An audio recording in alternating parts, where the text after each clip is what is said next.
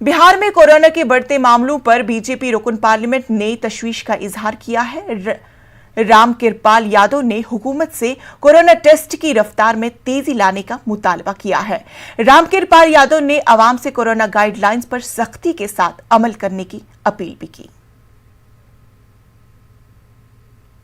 समझता हूं कि निश्चित तौर पर जो सेकेंड लहर प्रारंभ हो गया है पूरे देश के पैमाने पर बिहार में, तो हम सब लोगों को चिंता करनी चाहिए और स्वयं को प्रोटोकॉल निभा करके जो कोरोना का प्रोटोकॉल है उससे बचना चाहिए। नहीं तो स्थिति बिल्कुल ठीक नहीं है और वो सरकार इसकी निगरानी कर रही है, राज्य की सरकार।